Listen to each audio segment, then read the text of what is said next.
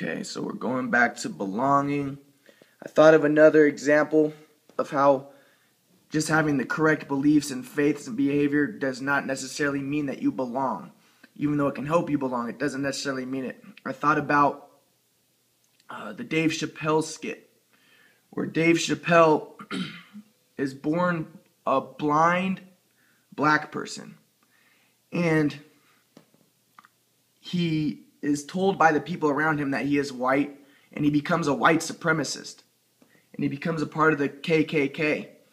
And he goes to the meetings, he has all the correct beliefs, he doesn't like black people, he doesn't like Jews, he doesn't like everybody who the KKK doesn't like. But nobody knows that he's black. Then finally, in the skit, he reveals that he is black, and then everyone is shocked. One of the guys' heads explodes, one of the KKK guys. And they're furious. And, you know, they obviously don't accept Dave Chappelle. Even though he believes the same things they do, he has the same behaviors that they did, he had the same faith as them, he still wasn't accepted. So what I'm getting at is genetics, social constructions and genetics plays a part in belonging. So remember I talked about how our thoughts, our emotions, dreaming is shaped by the ego. Well, belonging points to the ego. Your physical determines in a lot of ways how you belong. Another example would be attraction levels. How attractive you are. People who are more attractive tend to belong more, they tend to fit in, despite if they have the correct beliefs, behaviors, faith, so forth. The way that people measure attractiveness in a lot of ways is how symmetrical the face is. But let me also say that, you know, like race, like other things, there are social constructions involved in attraction. So back a long time ago, it was considered attractive to be fat. I say fat with parentheses because fat is actually a social construction. It's difficult to say, you know, what exactly constitutes fat.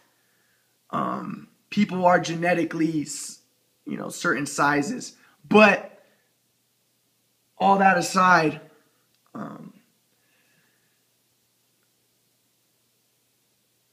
back a long time ago, people who were fat were considered attractive. This was because the group in power was the only group that was able to reach obesity levels. That was able to be obese because they had access to food. They were the only people that could be obese. So, of course, the upper class people, the nobles, the king, these type of people who are fat, they set the standard for beauty. Interestingly, a lot of times these nobility classes, they discover that they share the same genetics in a lot of ways. They intermarry with each other. With the Aztecs, for example, I heard one of my professors on prehistory say that in some Native American cultures, I guess like one would be the Aztecs, the nobility was very different genetically than the rest of the people because they intermarried so much and they just married each other. It makes sense too. That's why they were able to, that's why they killed so many of the people. They were genetically different from the people.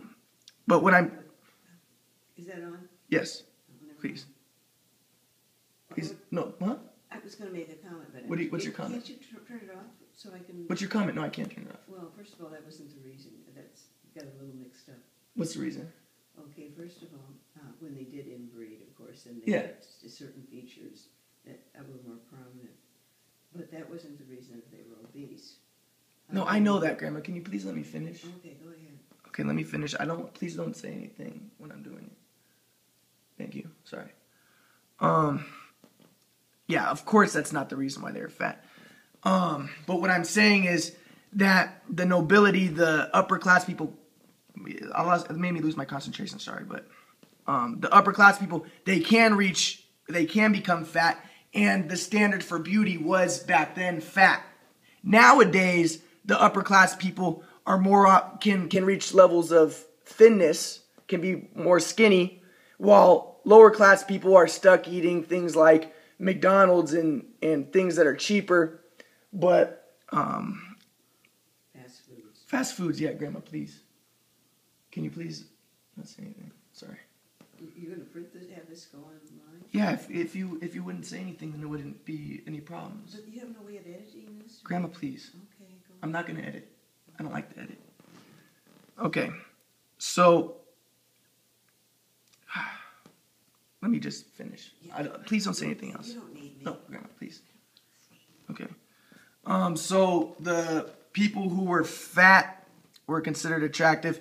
So our beliefs, our behaviors, they don't necessarily make you belong. Sometimes you belong based on your physical appearance, things like this. Sometimes there's some groups where you have to be a weirdo, where you have to be weird, you have to be, like Star Trek perhaps, or, Mr. Who, I don't know, these strange things in order to belong. In some groups you have to be kind of weird looking to belong. You have to have strange styles, or skateboarding groups where there's certain styles associated with it. To belong, a lot of it has to do with your physical appearance, other factors other than your beliefs, your behaviors, and your faith necessarily. I brought up how in knowing you see the now, when you know, when you're flowing, so forth, you are in the moment. You're not thinking about how you look, or you're completely focused on the task at hand. I was saying how a lot of times when these scientists and people, they come up with these great revelations, they contemplate it for a long time, and then they're always accidental. These revelations they have are often, they come to them in an epiphany, and they know this is so, and it's accidental. We see in the word belonging, we see the word long. I think it's kind of the opposite of now. We're going to point out that this quadrant, the second and the fourth quadrants are kind of antagonistic with each other. The same thing with the first and the third quadrants. Another thing I want to point out is that, look at the word belong. Another connotation of the word belong is property. To belong is to own. If something belongs to you, you own it. Another word within behave is have, to have. Also, the connotation has to do with property, ownership.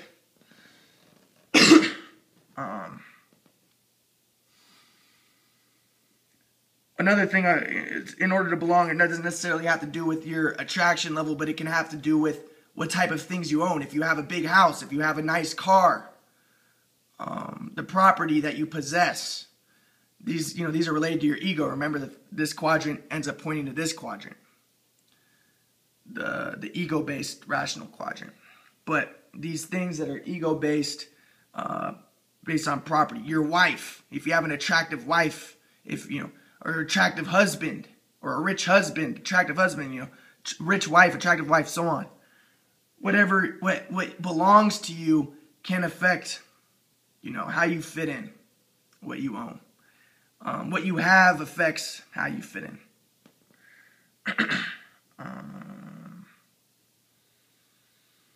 Another thing I want to talk about before we continue about sensation, perception, response, and awareness is there's something called synesthesia, where you can see the colors of, names, numbers, things like this. I have synesthesia, where I can see the colors of numbers. And apparently, synesthesia, according to Professor Ramachandran, is related to creativity. He says that probably he says a large percentage of people who came up with, who are artistic, who are considered artistic or very creative, have synesthesia. It's related to a part in your brain called the precentral gyrus, I think is what it's called. I don't really know the details exactly, but apparently that part of your brain is associated with metaphorical thinking, abstract metaphorical thinking. So people with synesthesia tend to be more capable of metaphorical reasoning.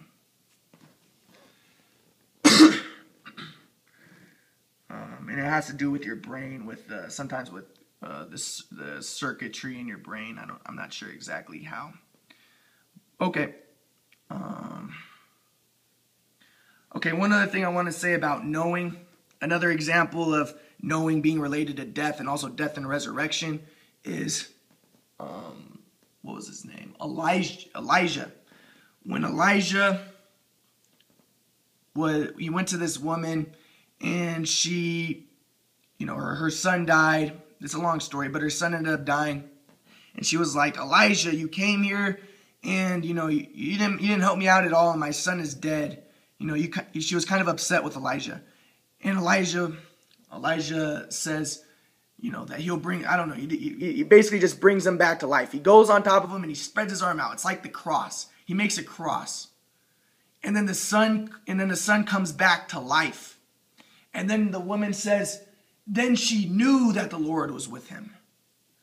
So we see knowing associated with this death and this, the death and resurrection. So I was also getting at the fact that there's a dual connotation of knowing and no thing. What's important to notice is the thing and no thing. When you see the truth, you know that there is no thing.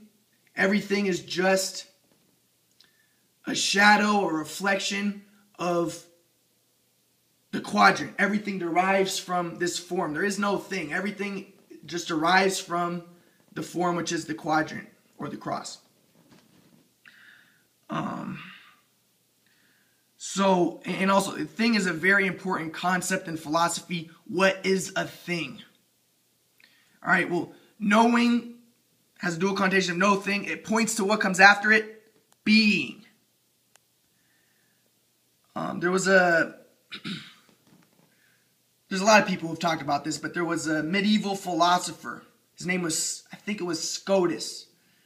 Very popular. A lot of Christian people like this guy. And what he said that God himself is being. He said God is being. What he points to when he says that, as he looks at the passage where Moses sees the burning bush and then God says, I am. He says that, something that I am. He says, I am. He says that this is representing being. I am means that he is being. Another thing that he points to is when they asked Jesus if he was the Son of God or something like that, and then Jesus says, I am. A lot of people say, well, this relates back to this burning bush experience where God talks to Moses and says that it says I am. And what he's saying is I am represents being. He said that God is actually infinite being. And in philosophy, the concept of being is very important. There's a whole school of philosophy, or there's a whole subject called ontology that is just associated with what is being. What is it to be? Okay. So when there is no thing, there is just being. So the fourth quadrant, remember, encompasses the previous three. We have the duality, the triad, the quadrad, and then we have the pentad. But the pentad becomes its own quadrant. What's the duality of being? Non-being. Being does not exist without non-being. If there was no non-being, then there would be no being. We have another duality.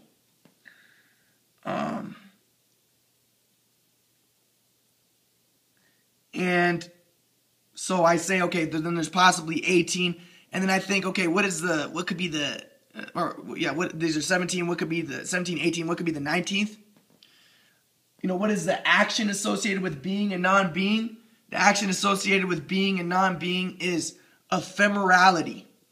This is the going in and out of existence. Everything goes in and out of existence constantly.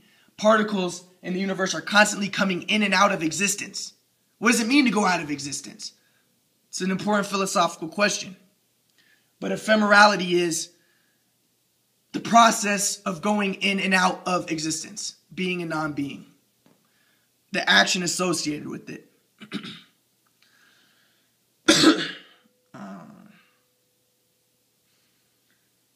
And I cannot think of what would be at the 20th, in the 20th quadrant, because I don't think there is a 20th quadrant. Interestingly, Nietzsche says that the universe isn't, he hypothesized the universe is an eternal recurrence. So he said that this world, this life that we live, we are going to live again and again, forever and ever. It eternally recurs. And he says that there can be nothing but what is right here, right now. And this has to repeat itself infinitely. So this is an example of ephemerality. So after the universe is through, or after your life is through, then it just recycles. The ephemerality, coming in and out of existence, going back and forth. Okay, so here we have the quadrant model. We have the first quadrant, instinctual, second quadrant, instinctual, intuitive, second quadrant, magical, social, religious, third quadrant, rational, interpersonal, egocentric. The fourth quadrant, trans-rational, transpersonal. This is the different stages. I think Ken Wilber discussed the different stages of consciousness. Okay, so now let's relate this to something else. And after this, hopefully I'm going to discuss how the quadrant relates to is the form through which all things manifest. But I think this is important to talk about because it helps you get an understanding of what these different quadrants represent. So we have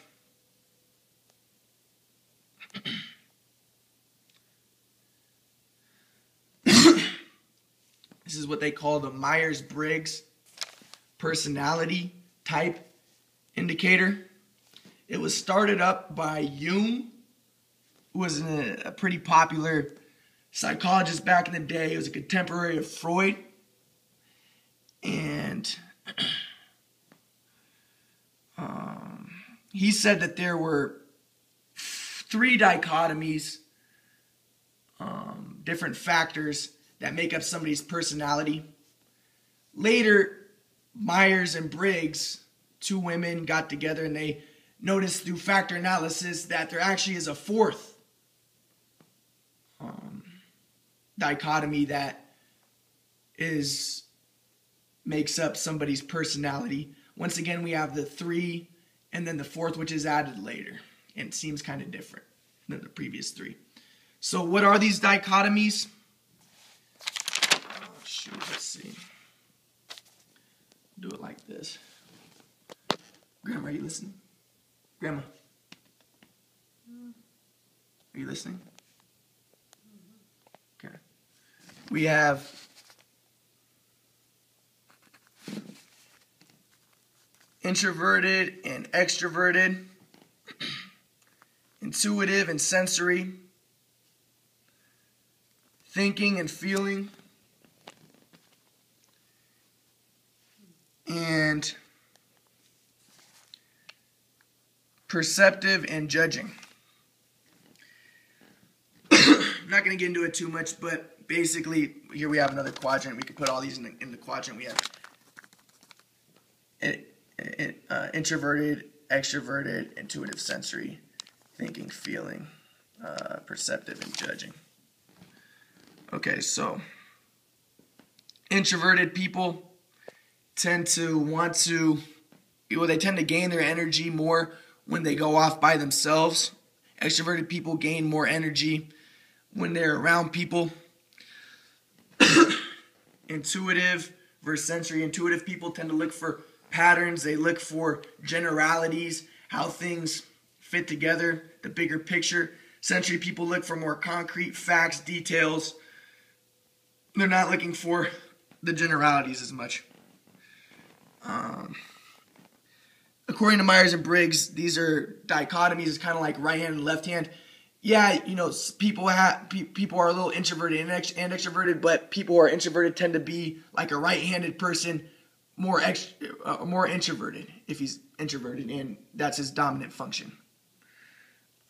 Then we have, and interestingly, there's another psychologist in Russia who has the same type of personality indicator, but she kind of switches it up, and she relates this quadrant with space, this one with time, this one with matter, and this one with energy. And so going to this quadrant, time, she says that intuitive people tend to be able to predict the future more. And a part of that has to do with they see patterns and they're able to then infer what's going to happen later in the future based on the patterns that they've seen before. So then we have the third quadrant, thinking and feeling. Thinkers, they tend to do what works. They don't care so much about what other people think about them, if they're hurting people's feelings and stuff. They just do what works. If it's against the rule book, they don't care. If it works, they're going to do it.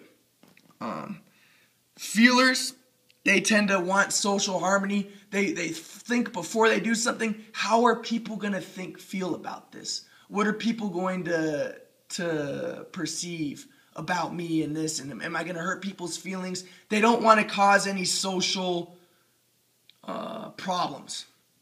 So once again, the third quadrant has to do with what you do. So we have, that's the third quadrant. Then we have the fourth quadrant. The fourth quadrant always puts you in a broader context. It's different than the other three. So we have perceptive and judgmental. Perceptive people, they tend to be more spontaneous. They they like to multitask. They don't think so much before they do things in a lot of ways. And they're very unorganized. Judging people are very organized. They have things planned out more, and yeah.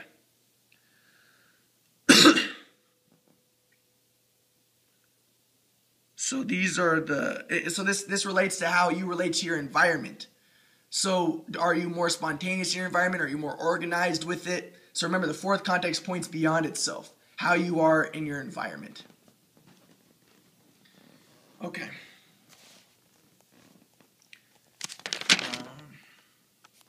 So with these, you can create 16 types, like these 16 types.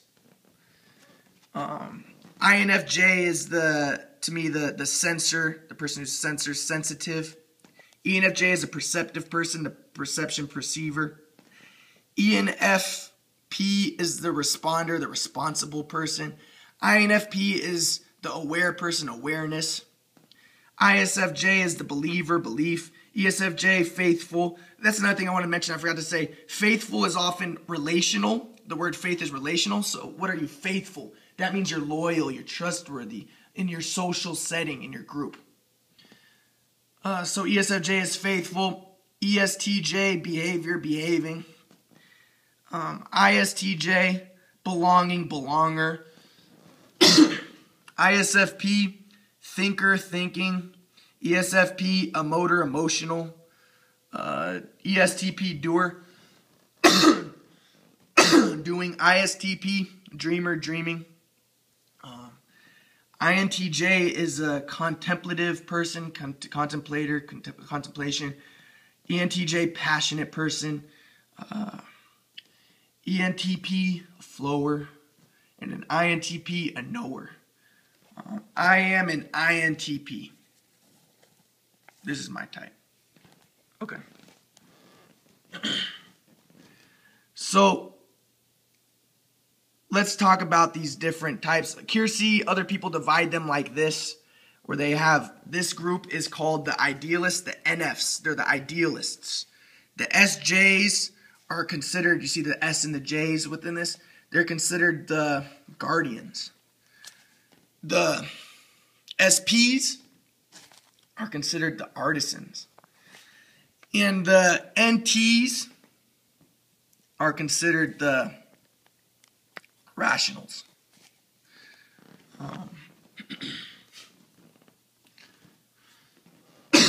Okay. So NFs, let's talk about NFs. The idealists, they're known for being healers. They're very inspiring. They like to help people. A higher percentage of NFs are females. They're more conservative. They're the type of people who, like I said, they're sensitive, perceptive, responsible. They like to, a lot of them are vegetarians. They like to get involved in social issues like global warming. They like to help people. Some of this has to do with, and I've talked to NFs, and they say that they have a need to be needed. They want to be needed. So this makes sense why they get involved in these, anti-war, they're anti-guns. A lot of times, there's these types of people, vegetarians, the type of people you think about like this. Okay.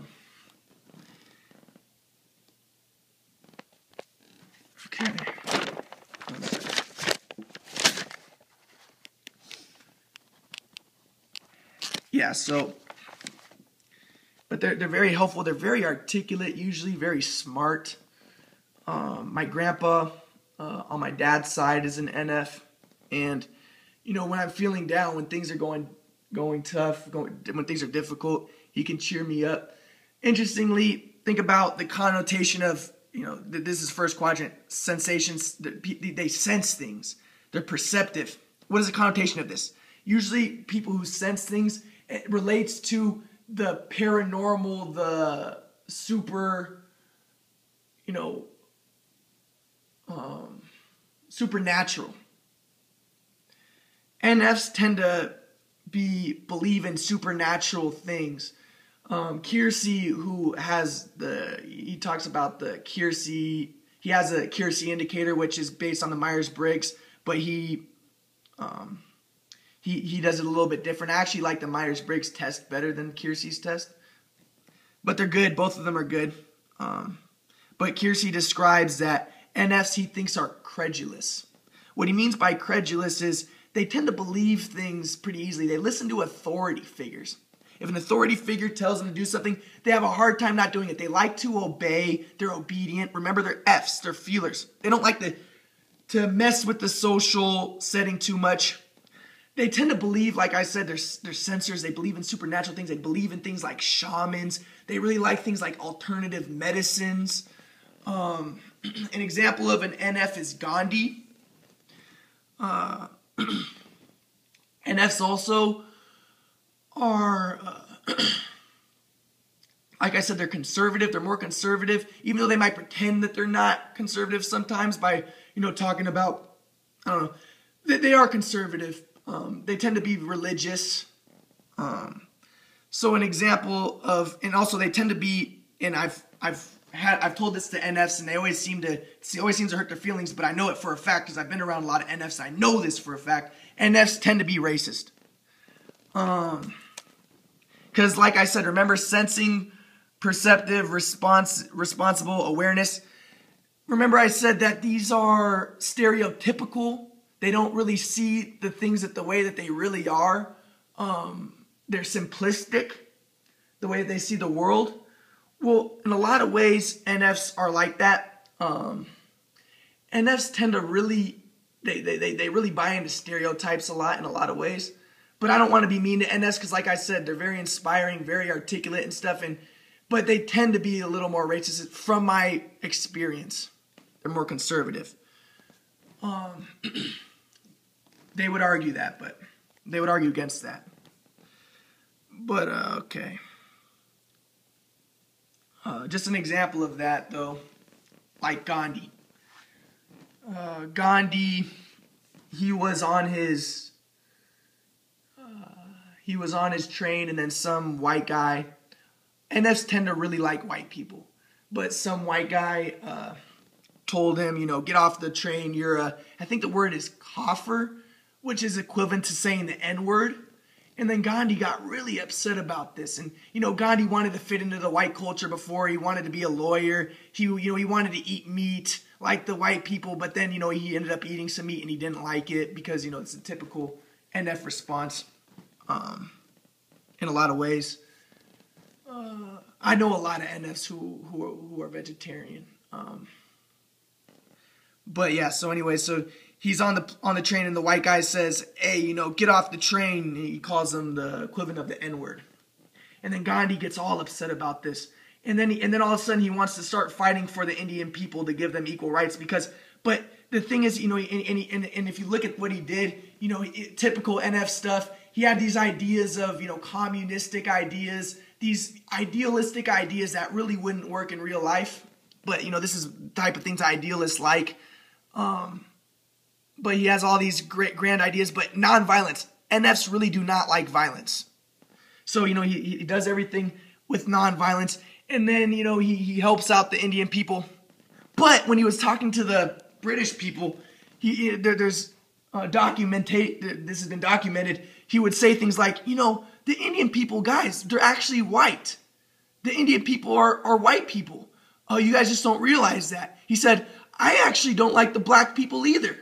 I'm just like you guys. I don't like black people as much as you guys. So people say, whoa, Gandhi, this guy was an amazing guy, so accepting of all people. He really wasn't. He really was conservative.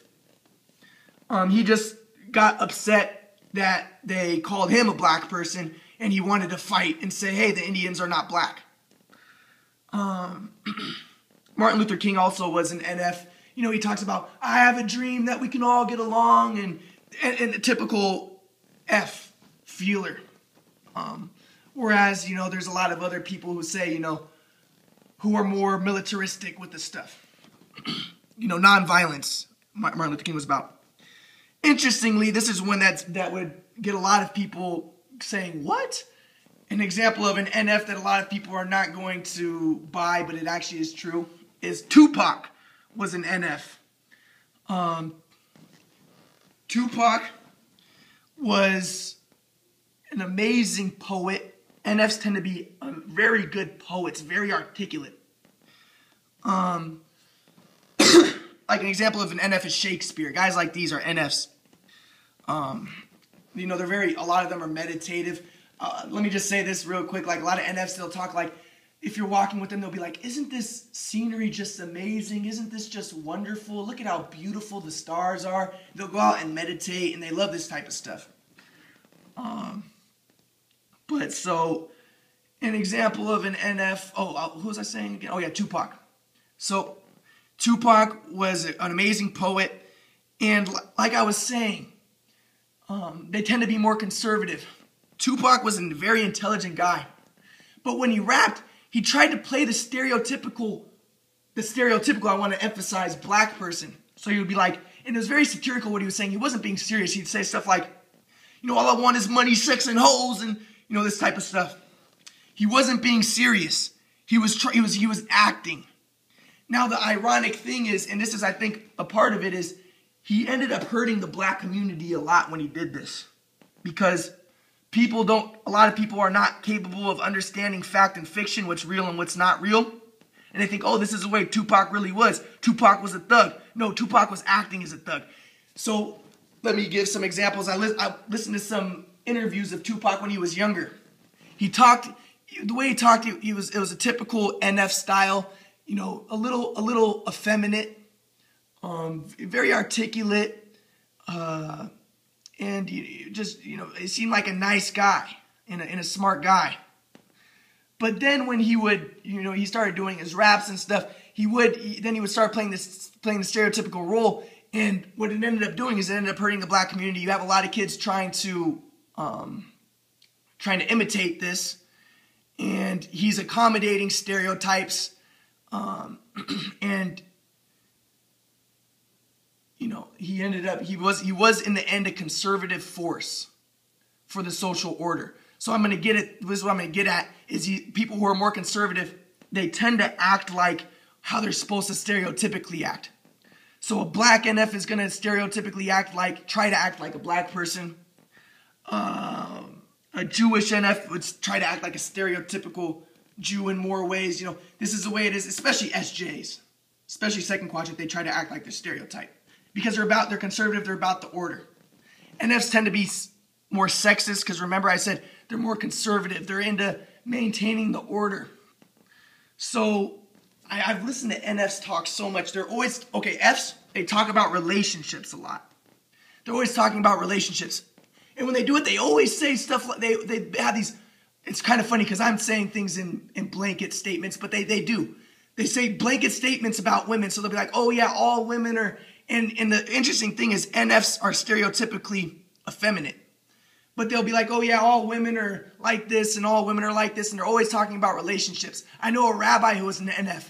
Every conversation he would talk about was about relationships. And every time he would say these generalities about women like, oh yeah, women are like this and this. And another funny thing was he even said that when he was younger, he told his mom, Mommy, I love white people the best. Typical thing that an NF would say.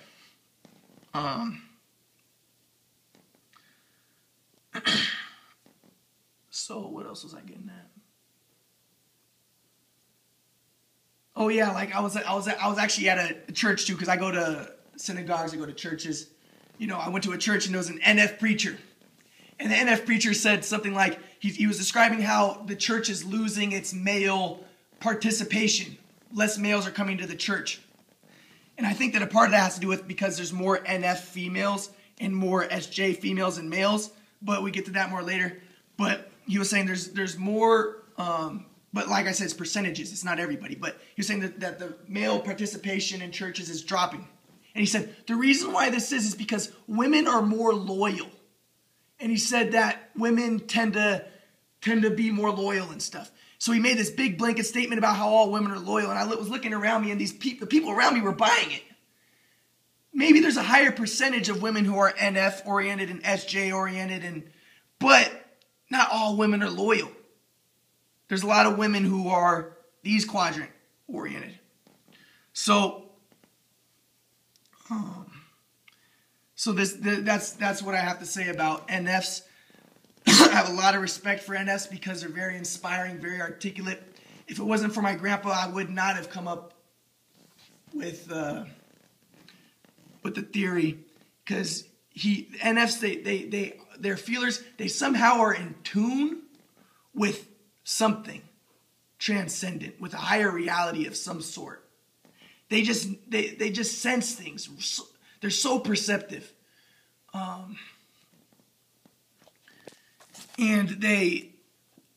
So for instance, I always like to call my grandpa who's an NF, and I like to read the Bible with him. And he sees things that I do not see.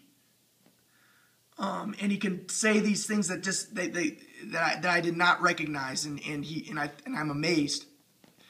One thing I want to say about NFs too is, like, they're responsible. Remember, response. Third quadrant, response. They're responsible. They're sensitive, perceptive, responsible. They're aware. They're aware of environment issues, stuff like this. Well, what I want to say about the responsibility, they're always they say things like, you got to have commitments. You got to be committed, and you have to, and they're into working. Like I said, they like to, I've heard them say that they need to be needed. Same thing with SJs, but, this need to be needed, but the idea that they have a commitment, they make these choices, and they stick to them. They're loyal. This is a NF type of thing, and a funny example of an NF, the conservative part is, there was an NF, and he definitely had stereotypical feminine qualities. The way he talked was feminine. The way everything he did was, stereotypically, not all women are like this, but stereotypically feminine. And the funny thing was, he was talking about his uncle, who also was an NF. His uncle was a rabbi. And he says, I don't want to say it in the way he said it, but he said that his uncle was like and he said the F word, F-A-G, the way that he acted. And I thought it was so ironic that this kid who had these same qualities said that about his uncle, who had the same qualities as him, and they were both NFs. He was an NFJ, ENFJ. All right. Oh, also one other thing I want to say is perhaps the Native Americans, they would, or some Native American groups, they would look for their spiritual leaders. Like I forgot, I mentioned NFs are very spiritual. And when they would look for the spiritual leaders, they would look for stereotypical NFs. And they said it was so easy to find their spiritual leaders. And they would make them into homosexuals. And these would be the spiritual leaders for the Native American people. It's pretty fascinating stuff. Okay. So then we have the SJs. SJs are loyal. If you ask an FJ, okay, if you ask an NF what's the meaning of life, they always want to find themselves. Remember I said sensation, perception, response, awareness? They may say they want to find the truth, but they also say all the time, I want to find myself. They want to find, they talk a lot about them, they're finding themselves. John Wooden was another NF. Okay. SJs, if you ask an SJ, what's the meaning of life? I've done it many times. The SJ says, well, I think the meaning of life is, to have a family and, you have these survival needs, survive, have a family, be happy, stuff like this. This is a typical, stereotypical SJ response to what's the meaning of life. And they truly embody this. So they're very loyal. I have a lot of good friends who are NS because they really are so articulate and they see things that I don't see. They sense things so well, and they have a lot of knowledge that I don't have, especially in terms of spiritual things, stuff like this. Even non-spiritual things, science and stuff, they're really into that. So SJs, a lot of my best friends are SJs, and I think the reason why that is, I have a lot of best friends who are ESFJs. One example is, a lot of good friends are ESFJs. One example is my friend Michael, but I have other ones. And one thing that Kiersey says about an ESFJ or SJs is that they'll take their shirt off their back for you.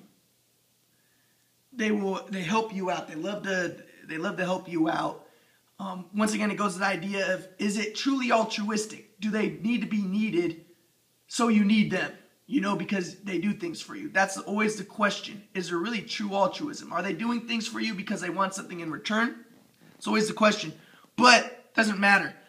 SJs are very loyal. They're always looking to help people, or a lot of people, if they belong in your group, especially if they're your family. But SJs, they're very helpful. They like they'll clean, they like things organized more. They like to plan things out. I have a lot of SJ friends, they look for jobs and they're very organized. My parents are SJs and they're always telling me they've been telling me recently, Ryan, you need to get a job and they look at the world through their perspective and they think that everybody's like them. And but they say they're very organized, and I see that they think that I should be the same way. But SJs, they like organization. They like to work. They like things like this. A lot of times you could say they need to be needed, but they're not necessarily abstract thinkers too much. But the thing is, a lot of my friends who are ESFJs, they love to talk to me about stuff, about philosophical type of stuff. Everybody wants to know. Everybody wants to know. But ESFJs, they tend to be more conservative. And look at a lot of the big breakthroughs that have been made. A lot of times there's backlashes against them. A lot of people don't like them. For instance, I'll just say one example of, and you see this principle of the capstone, or the stone that was discarded becomes a capstone. So Mendelian genetics, people didn't, Mendel came up with Mendelian genetics. People didn't see what it was. It took 20 years. It's always after the person's death, and then people realize, oh, this is good stuff. Doesn't always happen like that, but it happens a lot like that. Because people like to be conservative. They like to keep things the way that they are. They don't like big changes. it tends to be that way. One thing I want to say about NFs too is a lot of NFs I know are kind of against sex. They have the first quadrant. It tends to be a first quadrant thing, even like INTJ. So one thing I want to say too is there's a difference between an INFJ and an INFP. An INFP is more fourth quadrant oriented idealist. An INFJ is a first quadrant oriented. This is a fourth quadrant oriented first quadrant. It's different than this. There's a lot of similarities, but there is a difference. Same thing with this one. An ISTJ is going to be different than an ISFJ and an ESTJ. But it's a convenient grouping. So,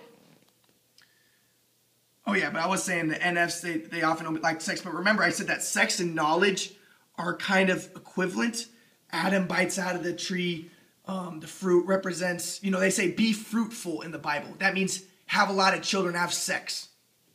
Well, knowledge and eating of the fruit, they're equivalent. Sex and knowledge are kind of equivalent.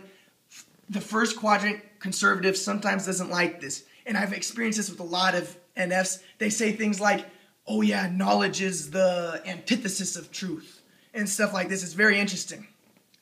One thing I want to say is the Chinese, they don't like the number 4 because they say it's associated with death. Remember I say that knowledge is associated with death. They bite out of the tree of knowledge and then they must die. There's a lot of other examples.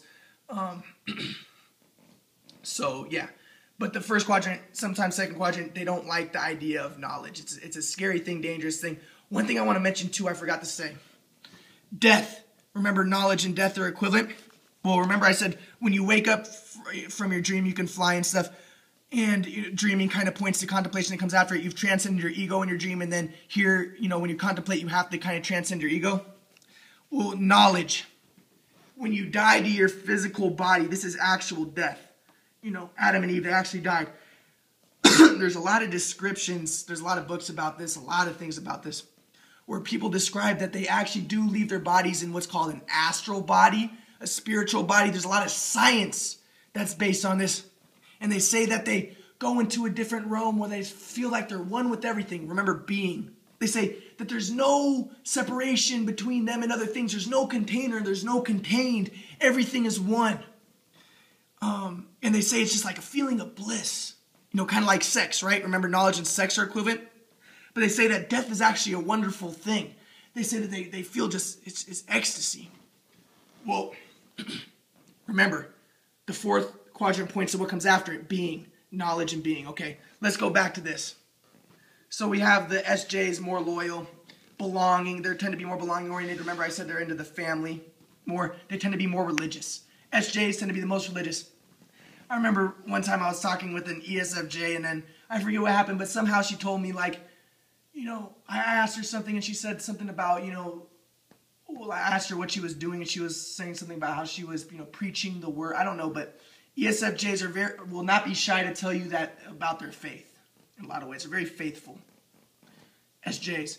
Now, I used to sometimes think that they were faking it. I couldn't imagine that a lot of SJs believe some of the stuff. But then now I look at religion and I recognize that there's truth in these religions that somehow they can feel. That somehow the SJ, they can feel it. They're not just following random religions. The religions that are being followed, there's truth to them. So they're not dumb and naive like some people may suggest. Although they do not contemplate and think as much as this quadrant and this quadrant, the third and fourth quadrants. All right, so we have SJs, then we have SPs, which are the artisans. The artisans, they, the thinkers, motors, doers, dreamers. They like they like physical things. They like to do things. Some of them can be pretty articulate, cool to be around, fun to be around. Athletic. They tend to be more athletic, more spontaneous, less conservative. They're more likely to not listen to authority. Remember, these two quadrants, they listen to authority a lot, especially the second quadrant. Second quadrant I see is homeostasis. What I mean is by homeostasis is they want to maintain order. This is why also SJs tend to be more racist. and more inclined to be conservative. SPs, they also want authority a lot. They want authority. Remember, they're not listening to authority. They want authority. So remember I said that the first quadrant and the third quadrant are kind of antithetical? I think that's the word, antagonistic. There's the doer, there's the dreamer, and there's the person who's aware. There's the doer and the responder. The responder responds to the doer. You know, these are kind of opposites. I heard an NF say, the sentiment that what you said, that the sentiment instilled was greater than the thought that it provoked. One thing I want to say is, so remember thinking and sensation. NFs tend to usually say, the first quadrant oriented, right? NFs, they tend to say, things cannot be known. They remember awareness. You can't quite put your finger on it. You sensing. You can't quite put your finger on it. You can't quite say what it is. You sense it. They often say that the truth cannot be known. And they're often mystical thinkers. They love mystical ideas and mystical things that are beyond rational comprehension. Interestingly, I've studied the Bible, and the mystical experiences are not beyond rational comprehension. But nonetheless, NFs tend to really be into the idea that, you know, the mystical is better, that which cannot be articulated. Well, I forgot to mention this, but going back to thinking, Wittgenstein said that our thoughts are simply our speech that is not articulated. So think about it, when you think about things, you are thinking in words, but you're just not saying them out loud. There is evidence in behavioral psychology. People have, I think Watson did this, but I could be wrong though, but somebody did this, where they measured the person's vocal cords while he thinks, and there actually is movement of the person's vocal cords suggesting that thoughts are subvocalized speech. Also, you can think of objects and stuff which isn't speech, but thinking and speech are related. Well, remember when Adam and Eve, in the story of Genesis, before they bit out of the apple, they started to name the animals. Well, Thomas Hobbes also thought that thinking was, it was speech that was in your head. And he said that naming is, when you start to name things, that's when you start to think. Because naming and speech are related, and speech and thinking are related. So that's what happened when Adam and Eve started naming the animals. They started to think.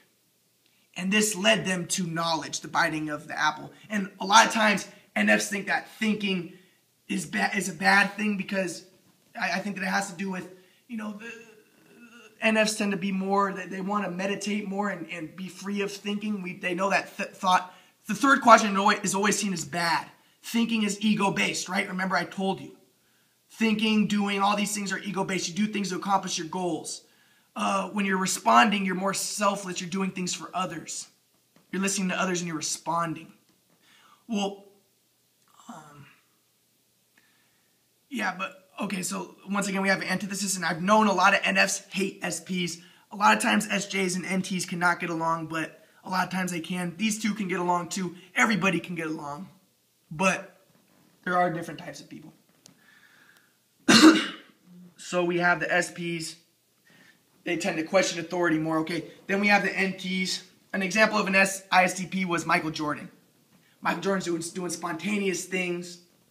He goes from baseball to basketball, unpredictable like a dream. He's a dreamer.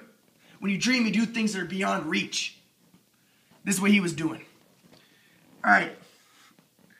Now, the fourth quadrant, we got the NTs. I'm an INTP. Einstein was an INTP. We got Darwin. He was an INTP.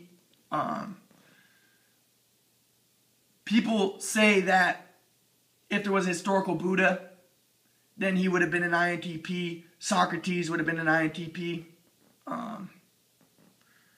INTPs have a difficult time in this world because a lot of people think they're useless, very disorganized. I'm not going to lie, yeah, very disorganized and kind of, it's difficult doing a lot of things at once. People say they're lazy. INTPs aren't really lazy. Thomas Jefferson was an INTP. People thought that Thomas Jefferson was lazy. He wasn't lazy. He just thought about stuff. He was contemplating stuff so much, it appeared he was lazy. So he was messy. You know, he didn't dress up in nice clothes. He would wear his slippers around, you know, stuff like that. He appears to be lazy, but really in his head, there's a lot of work going on. ENTP, an example would be Richard Feynman. I think that people say Bill Maher is an NT. INTJ would be Newton. Remember, the INTJs tend to be more, they're the first quadrant of the fourth quadrant, so they're more conservative. They're more first quadrant oriented. So remember, like Newton, he was very into religion. ENTJs, they're called the field marshals. It's interesting, ENTJs are kind of bossy and stuff, and they tend to like to boss around the SJs. An example of an ENTJ was, what was that guy's name? Napoleon.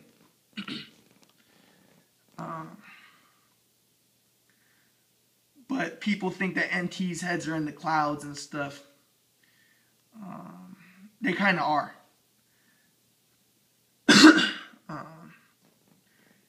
I think in our society today, it's difficult for NTs. Another example of an NT is Bill Gates. But think about it. There's a lot of NTs who aren't successful like these NTs who I named. And it's a difficult life for them, I think. Let's see. Okay, so fourth quadrant, they tend to not look up to authority very much. Don't trust authority. NTs, they listen and they look for what the person's saying. Is what the person's saying true? I don't care what he has, what kind of diploma he has or anything like that. If the guy isn't speaking the truth, I can tell.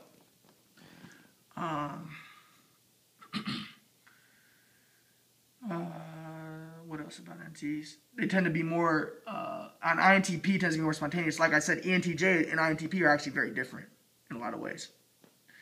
But ENTJ might be a lot more organized and a lot cleaner. And INTP is very unorganized, very clean. But remember, second quadrant of the fourth quadrant is an ENTJ.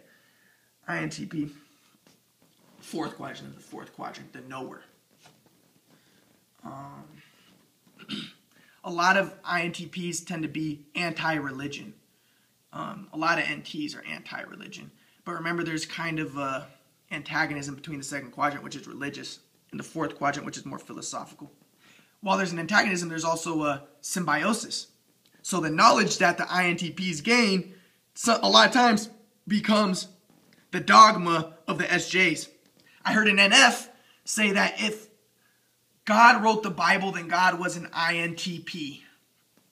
He said because the way that it was written, the way that everything is connected, and also the INTP, or also the Bible's written, there's always stuff against like mystical, what's the word, like witchcraft, or going to see prophetess people who are fakers. They are fakers. People don't realize this, but when they go to the tarot card people, they're faking it.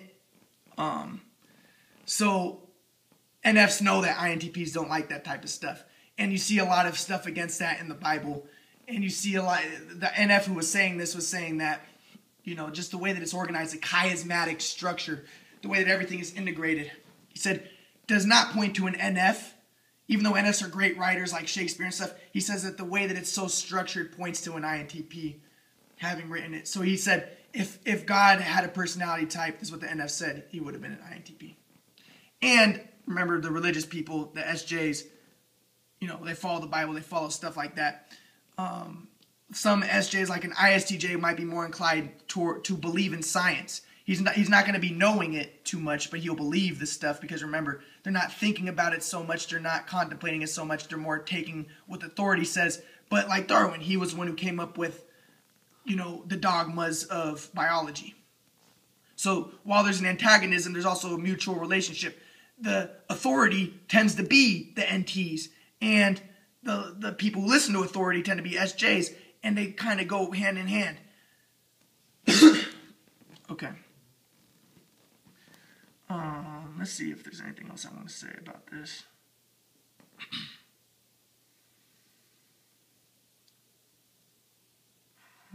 I think that's probably good for right now.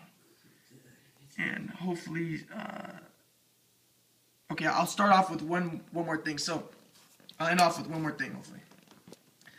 So remember, I said that my original thesis was that the nature of the physical reality reflects the eternal reality, and the eternal reality is embodied in the symbol of the cross or the quadrant. So hopefully next time start up on that, but let me just explain what I'm going to discuss. Look at that. All right, so what I'm planning to hopefully discuss is the 4 fields of inquiry and how these relate to the quadrant. So we have the first quadrant would be science, the second quadrant is religion, the third quadrant is art. Now Wilbur said that there was these 3 fields of inquiry, and these are the primary fields of inquiry. But there's also a fourth, which is philosophy. Remember, the fourth is always kind of rejected, but it's another part. And remember, the fourth encompasses the previous 3. So there's philosophy of science, there's philosophy of religion, there's philosophy of art. To be a philosopher, you have to know. You see, my grandma just told me, not so loud, don't talk so loud. The thing about INTPs I forgot to mention is, remember passion. INTPs sometimes, they're not the best at regulating emotions. I forgot to mention this. There's something called the INTP rage.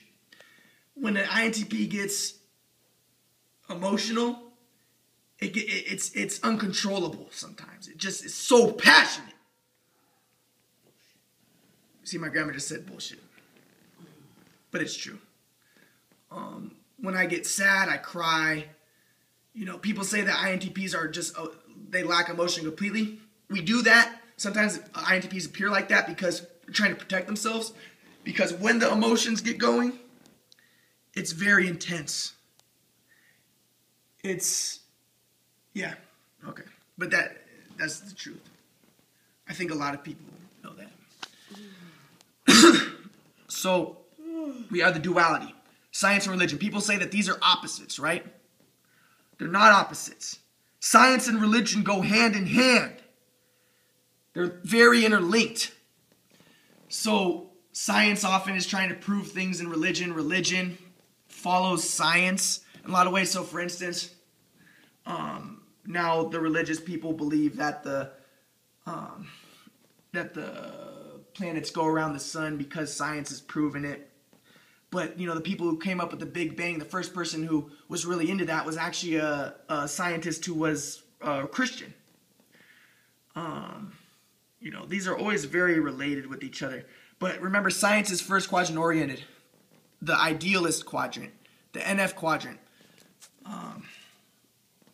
So scientists, they tend, remember I said that NFs are very articulate and very smart. Well, scientists, they seem very articulate, very smart, but also sometimes NFs can be inaccessible in what they talk about, the mystical stuff. And scientists do the same thing. They make things seem so complicated by giving things, you know, really difficult wordings. And like, you know, the upside down top quark. And people look at this and they're immediately turned off because they say, wow, I cannot understand this at all. This stuff must be so complex. The universe is so complex. It's the way that it's worded. It's not complex. It seems complex because science gives it these really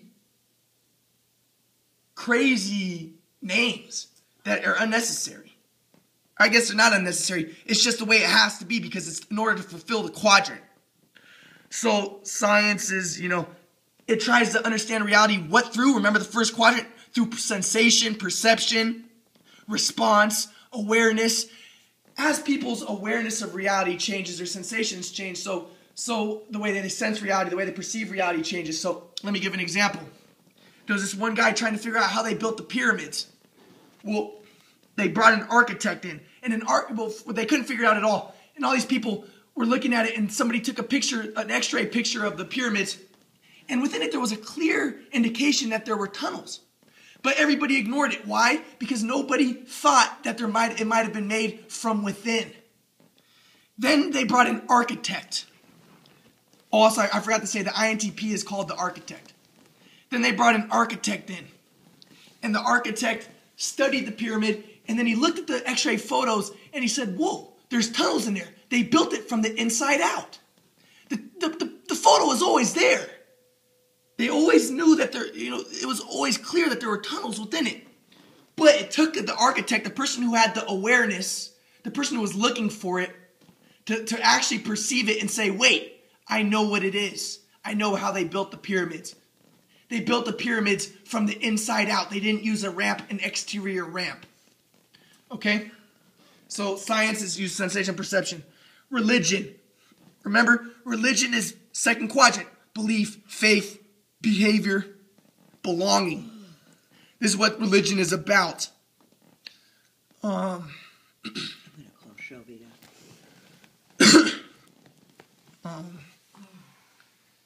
Now, like I said, sometimes religion seems to be crazy. How do they believe this type of stuff? But after studying the universe and the quadrant model, I see why people have stuck with these religions, why they've been faithful to these religions. There's truth involved in them. Then you have art. Art is third quadrant. People say that religion and art are completely separate. No, art has always been interconnected with religion. Think about it. Go from the beginning of, starting off with the Gothic cathedrals and the Gothic art and the Romanesque, this ancient medieval art. What was it all about? It was all about religion. All it was people drawing crosses and Jesus and stuff like this. Art has always been connected with religion, not just in the Western world. Look at the Buddhist world, the Asians. They would have pictures of like Maitreya with his legs crossed. Interestingly, a lot of stuff with crosses. The Hindus have their artwork. Some of it has. Like the Hindu swastika, which is the quadrant. But basically what I'm trying to get at is the artwork of people has always been interconnected with religion. Even if you go to the Impressionists, people say, well, the Impressionists, they start to move away from religion. They really didn't. Van Gogh, instead of making a cross, what he would make is a windowsill. And the place where a cross would be in a previous painting. So what there is, it's called continuity in art. So artists try to build on artwork of the previous ages, but they make changes to it. So, and one example of one of Van Gogh's artworks was he made a painting that was building upon a painting from the past that had a cross in it. But in the place of the cross, he put, I think it was a windowsill or maybe a windmill. So even when you think that art is diverging from religion, it's always been interconnected with religion. Even to this day, you have, but now, remember, art is about thinking. Third quadrant is thinking, emotion. Remember, people always say art. When they say they listen to music, they just feel the emotion of the music. They feel the emotion of the painting. It's all about emotion, and it's about doing and dreaming. Van Gogh said that he would wake up from his dreams, and he would paint his dreams. Like I said, when I would rap, I would sometimes wake up from a dream, and I would write what I was feeling, what I was rapping about in the dream. And sometimes when you wake up from a dream, that's when you're most creative. So, you have religion, art, very interconnected. What was I talking about art, though?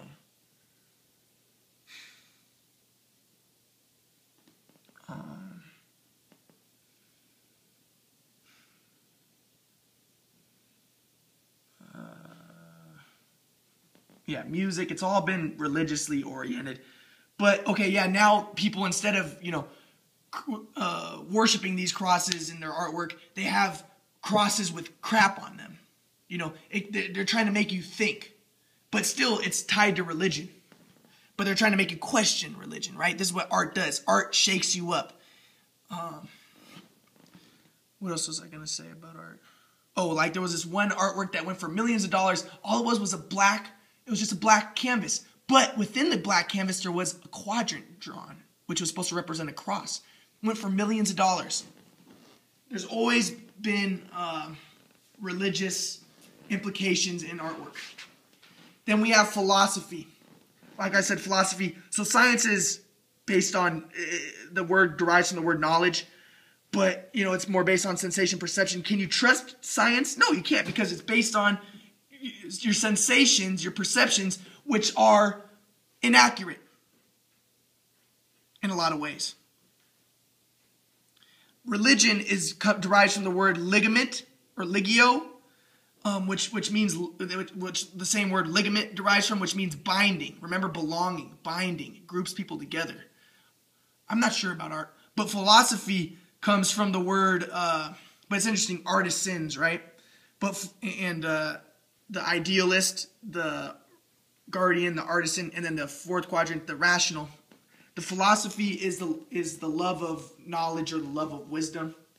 But like I was getting at, you can't be a philosopher unless you know science, unless you know religion, unless you know art. There's philosophy of science, philosophy of religion, philosophy of art. There's a possible fifth always, and that's history. People say that history actually isn't a fifth because they say history is a science. But I consider it a fifth. Some people say that history is actually philosophy. Once again, the fourth and the fifth are interconnected. We have the duality, the triad, the quadrad, and then the pentad. History comes from the word inquiry. But history is very shaped by philosophy. Who writes the history? The people who win. They write based on their framework. But, yeah. So we have, there's really four main fields of inquiry, possibly a fifth. Before we go on, I do want to say that there is a heuristic that I use to understand how these quadrants work. I say that there is the light, the word, the flesh, the true word, and the true light. So the true light. So the light, the word, the flesh, the true word, and the true light. You're going to find that things kind of take this pattern. Remember, these two are antagonistic, but they actually kind of relate to each other. The NTs tell the SJs stuff, the SJs listen, and there's a connection. The true word, the true light. There's the fourth always points to the fifth. We're gonna hopefully talk about all this, but you're gonna see how when I start to talk about the nature of physical reality and how it relates to the eternal reality, which is manifested through the cross or the quadrant. So hopefully start that up next time.